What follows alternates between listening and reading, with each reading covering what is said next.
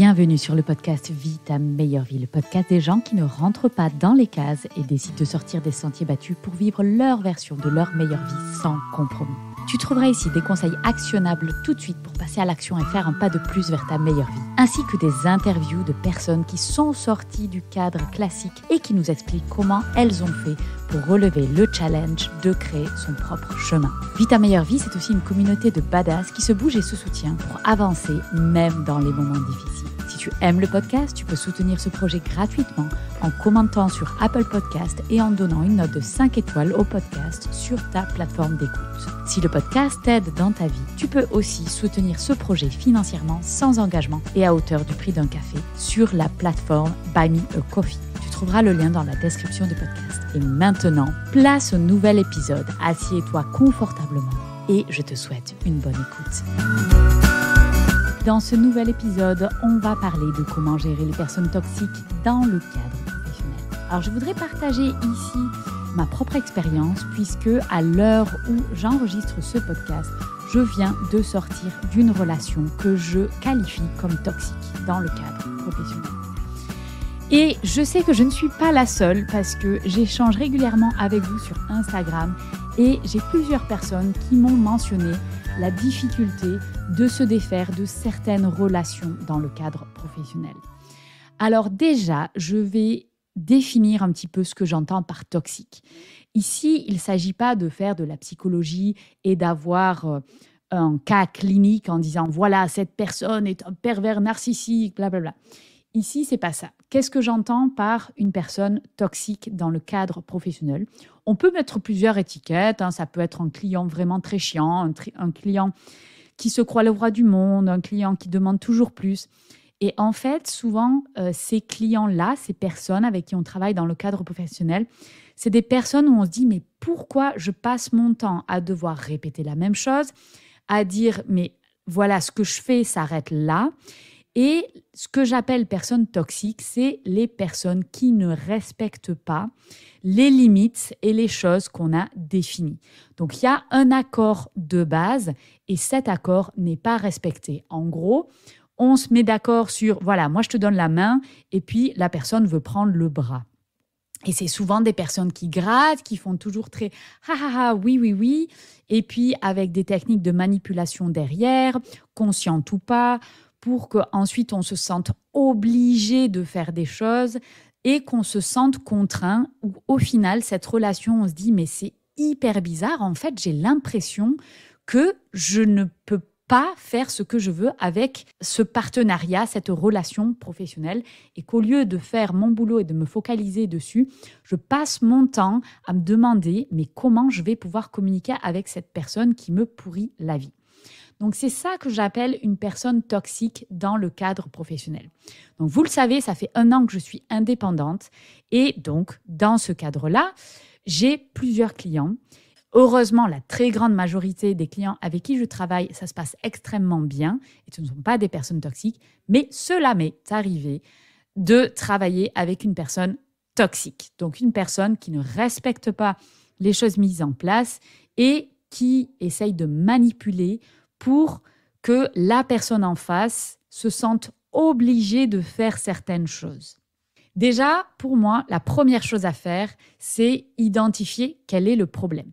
Parce que dans notre génération, je trouve qu'on est vite à dire « oh, cette personne est toxique ». En fait, je pense qu'il faut se poser la question, se regarder ses actions et dire « ok, est-ce que c'est moi qui professionnellement n'ai pas fait ce qu'il faut ? Est-ce que j'ai été claire sur le scope, le cadre du partenariat ? Est-ce que j'ai été claire sur ce que j'allais faire, ce que j'allais pas faire ? Est-ce que j'ai communiqué tout ça ? Et si les réponses sont oui, ça veut dire que le problème ne vient pas de chez vous. Il n'est pas dans votre attitude qui est professionnelle, puisque une attitude professionnelle, c'est quoi ? C'est avec un client, on va définir le travail qui va être fait et la manière dont il va être fait. Mais si ça, c'est pas respecté, si on vous demande au dernier moment de faire des trucs en plus, si on vous dit « ah, mais là, je peux pas faire cette réunion-là, donc tu vas devoir venir un samedi à 8h du soir », voilà, ça, si c'est des choses qui ont été clairement établies comme étant pas OK et que le client le demande quand même, eh bien, ça, c'est de l'abus. à moins que ce soit vraiment de temps en temps. Je considère que s'il y a des imprévus et que c'est de temps en temps, c'est tout à fait possible de dire, ça c'est OK pour une fois. Par contre, si c'est une situation qui se répète, c'est là où on sait qu'on est en face d'une personne toxique et que cette relation n'est peut-être pas aussi bénéfique que l'on croit. Donc, la première chose, c'est identifier si la relation a été clairement établie, qu'est-ce qu'on fait, qu'est-ce qu'on ne fait pas, où ça commence et où ça s'arrête. Donc ça, c'est essentiel. Et en fait, si ça a été établi, mais que la personne en face, le client en face, va quand même jouer et fréquemment pousser ces limites-là, alors il faut communiquer et dire ça, c'est pas OK. Là, on est dans l'affirmation de soi. Même dans le cadre professionnel, c'est quelque chose qui est hyper important. Et si, malgré avoir communiqué, OK, là, c'est pas possible, mais que ce client insiste pour continuer, eh bien là, voilà, on sait que c'est une relation qui va être problématique. Ensuite, la deuxième chose qu'il est très intéressant de faire, c'est identifier pourquoi on est allé dans cette relation professionnelle. Je pense que intuitivement, l'écrasante majorité d'entre nous, on sait si ça va être une relation qui va être compliquée ou pas. Dans mon cas, c'était une relation où je savais, OK, je ne suis pas sûre que ça marche, mais je suis optimiste. Si je fais les choses bien en étant hyper professionnelle, en expliquant quelles sont les limites et compagnie, si je fais ça, il y a moyen que ça marche. La réponse au final est que non. Si je fais cet épisode de podcast aujourd'hui, c'est que non, ça ne peut pas marcher. Mais en fait, pourquoi je suis allée dans une relation où je savais que ça allait être extrêmement compliqué ? Eh bien, je répondais à une de mes peurs qui était « Ok, je passe indépendant, je ne sais pas si j'aurai assez de contrats. J'ai une peur de manquer d'argent, de manquer d'arrivée d'argent financière. Donc, je vais prendre ce contrat-là, sachant que ça va être un contrat compliqué.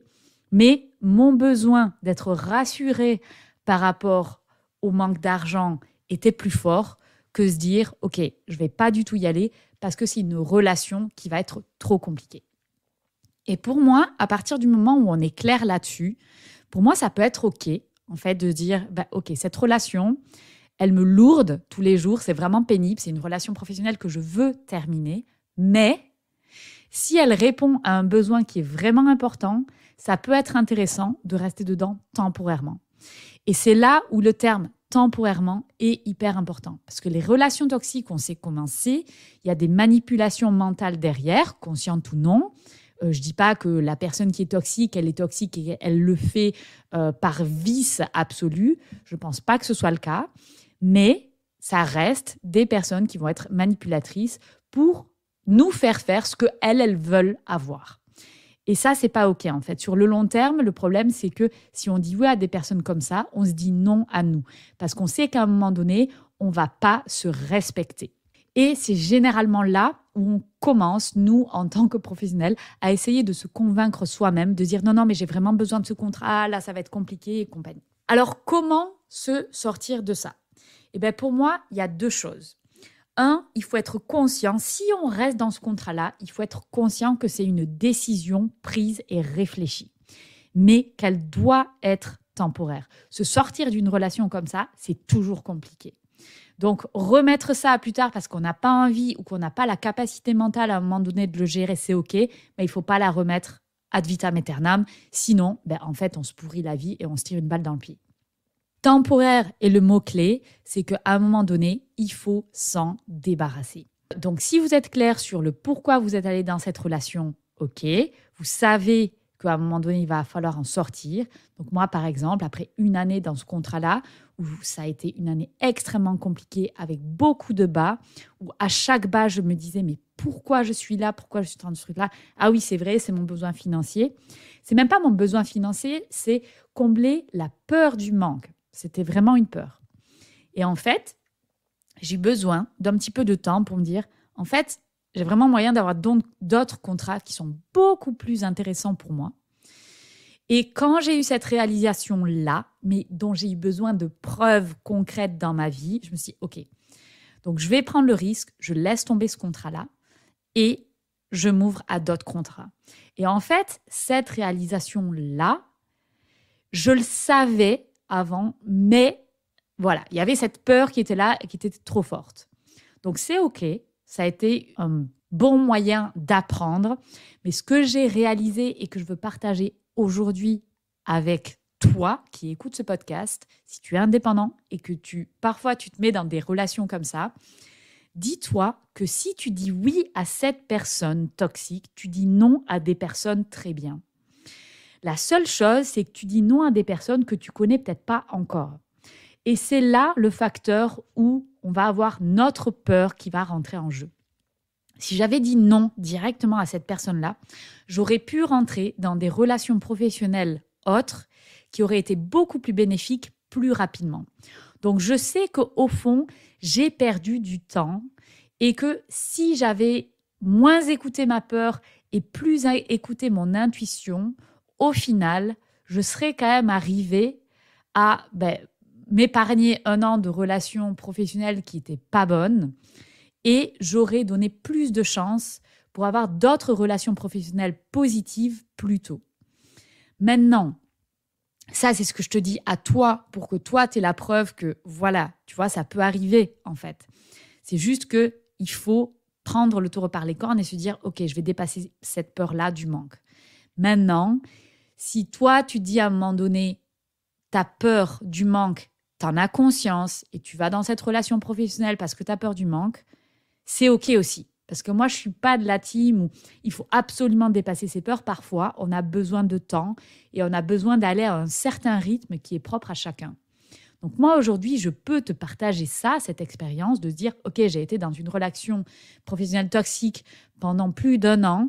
Et aujourd'hui, maintenant que ma peur du manque, il a été minimisé par le fait que je vois que j'ai d'autres contrats et j'ai une demande qui me permet de créer d'autres relations professionnelles positives, alors je peux y aller. Donc la Fanny d'il y a 1 an, elle avait besoin d'être rassurée et j'ai eu besoin de 1 an pour me dire il y a d'autres projets qui arrivent, en fait il y a d'autres choses et je dis non à ça parce que je n'ai pas le temps, alors que ça serait des possibilités de relations professionnelles beaucoup plus positives.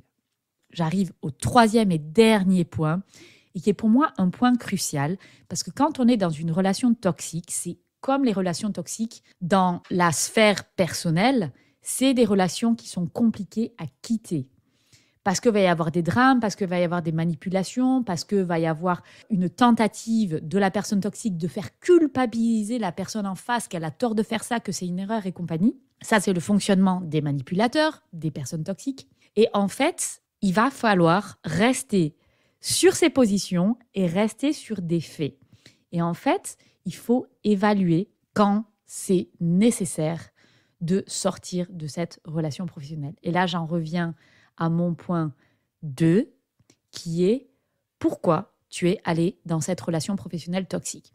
Si tu y es allé, c'est que tu as eu besoin de combler un besoin. Identifie ce besoin et quand tu dis « Ok, ce besoin-là, maintenant, il est comblé par autre chose, donc je me débarrasse de cette relation toxique. » Ce qu'il faut absolument éviter, c'est de rester dans une relation professionnelle moisie qui va te pourrir la vie, comme elle m'a pourri la vie, parce qu'en fait, ça ne sert à rien.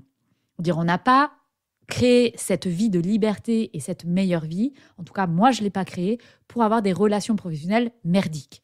Donc, en fait, j'ai évalué, est-ce que c'est toujours nécessaire de rester dans cette relation professionnelle ? Non, donc je la termine. Quand on la termine, on sait que ça va être quelque chose qui souvent est difficile, mais il faut rester sur ses positions et dire voilà, cette relation professionnelle ne fonctionne pas pour moi, donc je souhaite la terminer. Point barre. Voilà. Donc si tu es dans une relation toxique professionnelle, je t'invite à faire ces 3 questions, à répondre à ces 3 questions. Identifier quel est le problème. Est-ce que c'est toi qui professionnellement n'a pas bien expliqué les choses ? Ou est-ce qu'on est bien en face d'une personne toxique qui abuse ? 2, comprendre pourquoi on est allé dans cette relation professionnelle, quels besoins on a comblés derrière. Et 3, toujours estimer quand on peut sortir de cette relation. Parce que ça va être nécessaire de sortir de cette relation professionnelle toxique. Et si jamais tu as envie d'en discuter ou si tu as envie de partager toi, ton histoire avec une personne toxique, dans le cadre professionnel, eh bien, tu m'envoies un message et on en discute directement. Attendez, ne partez pas. Avant que vous éteigniez votre téléphone et que vous retourniez à vos occupations, s'il vous plaît, est-ce que vous pouvez mettre une note de 5 étoiles sur votre plateforme d'écoute? Et si vous avez un iPhone et que vous êtes sur Apple Podcast, est-ce que vous pouvez me laisser un petit commentaire? J'adore lire vos commentaires et en plus, ça donne une grande visibilité au podcast, ce qui est indispensable pour assurer la pérennité de ce podcast. Et je vous en serai éternellement reconnaissante. Vous pouvez m'envoyer un petit message perso. Après, vous savez, je les lis et je vous réponds toujours. Merci à vous. Je sais que vous êtes des gros badass et que vous comprenez.